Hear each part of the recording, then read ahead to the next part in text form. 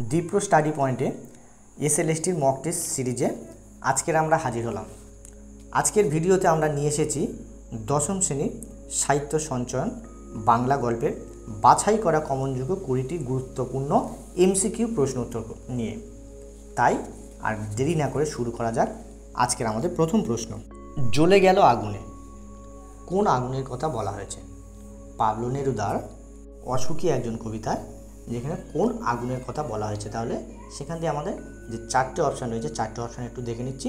এখানে অপশান ক, যুদ্ধের আগুনের কথা আমাদেরকে বলেছেন কবি। চলে আসবো আজকের আমাদের দ্বিতীয় প্রশ্ন। আমাদের যা নেই তা হলো, তাহলে সেখান দিয়ে বলতে চাচ্ছি কি আমাদের কি নেই।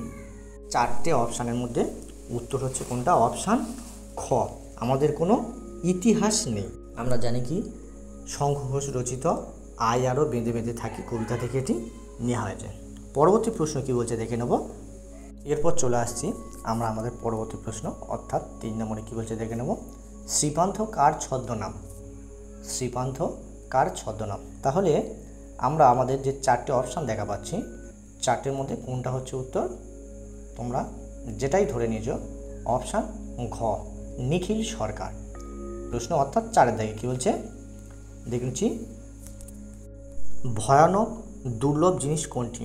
অর্থাৎ সে জায়গা থেকে যে ভয়ানক দুর্লভ জিনিসটা কোনটা হচ্ছে, যে দেখতে পাচ্ছি আমাদের যে চারটে অপশান রয়েছে চারটের মধ্যে উত্তর হচ্ছে অপশান ক, সন্ন্যাসী পায়ের ধুলো। চলে আসবো আজকের আমাদের পরবর্তী প্রশ্ন, অর্থাৎ 5 নম্বরে। 5 নম্বরে কী বলছে আমরা দেখতে পাচ্ছি, আফ্রিকা কাকে হার মানাতে চাইছিল?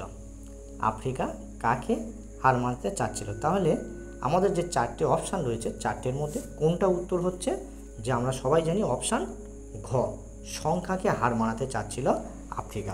চলে আসবো আজকের আমাদের পরবর্তী প্রশ্ন, অর্থাৎ 6 নম্বরে কী বলছে, দশানন্তজ আমি কে?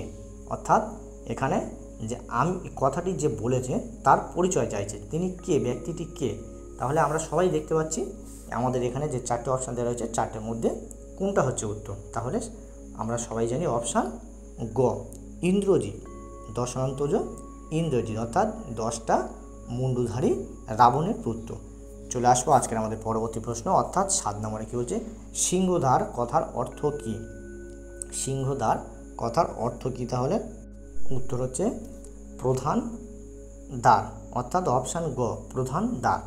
চলে আসছি পরবর্তী প্রশ্ন, অর্থাৎ 8 দাগে কী হচ্ছে, বিদ্যাধরী স্বর্গভ্রষ্ট হয়েছিল কেন? তাহলে বিদ্যাধরী স্বর্গভ্রষ্ট হয়েছিল কেন? অপশান ঘ, ইন্দ্র শাপে বিদ্যাধরী স্বর্গভ্রষ্ট হয়েছিল। চলে আসবো পরবর্তী প্রশ্ন, 9 দাগে কী হচ্ছে, গানের বর্ম কোথায় পড়ার কথা বলেছেন কবি? কোথায় পড়ার কথা বলেছে?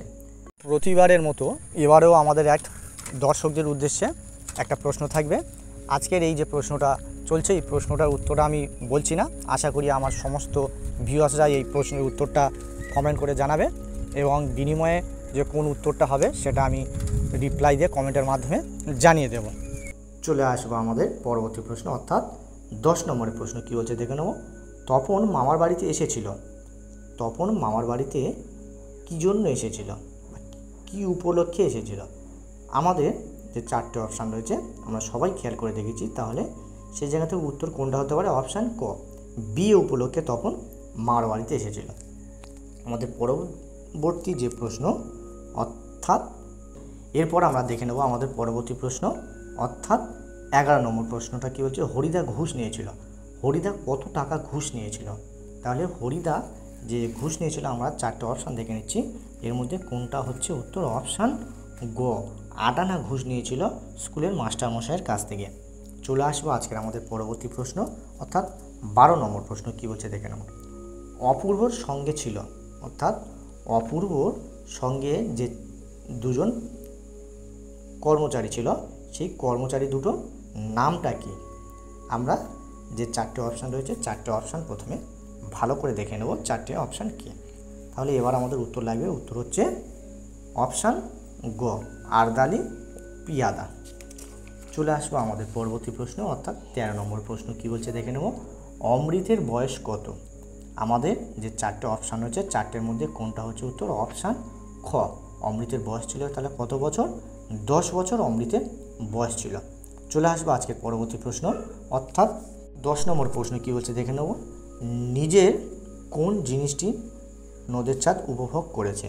তাহলে নিজের কোন জিনিসটি নদের চাঁদ উপভোগ করেছে, তাহলে দেখে নেব সেই জায়গা থেকে নিজের অপশান ক আনন্দ।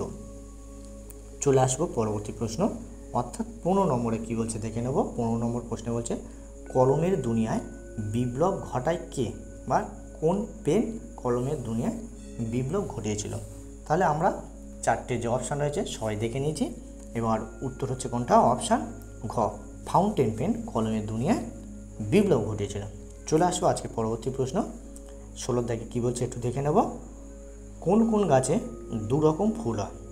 কোন কোন গাছে দু রকম ফুল হয়? তাহলে আমাদের অপশানগুলো একটু সতর্কভাবে দেখে নেব। কোনটা হচ্ছে উত্তর, অপশান ক লাউ কুমড়ো গাছ। চলে আসবো আমাদের পরবর্তী প্রশ্ন, 17 দাগে ঋষি বালকের কোথায় ময়ূর পালক গোজা? ঋষি বালকের কোন জায়গায় ময়ূর পালক গোজা রয়েছে? তাহলে আমরা দেখতে পাচ্ছি অপশান গ ঋষি বালকের মাথায় ময়ূর পালক গোজা রয়েছে। চলে আসছে আজকের আমাদের পরবর্তী প্রশ্ন, অর্থাৎ 18 নম্বর প্রশ্ন কী হচ্ছে, মেঘনাদ কোন অস্ত্রে রাঘবকে ওড়াবেন বলেছেন? মেঘনাদ কোন অস্ত্রে রাঘবকে ওড়াবেন বলেছে? তাহলে যে আমরা যে চারটে অপশান সবাই খেয়াল করছি, চারটের মধ্যে অপশান ঘ বায়ু অস্ত্রের মাধ্যমে তাকে ওড়ানোর কথা বলেছে মেঘনাদ বা ইন্দ্রজিৎ। চলে আসবো আজকের আমাদের পরবর্তী প্রশ্ন, অর্থাৎ 19 নম্বরে কী হচ্ছে, রক্তের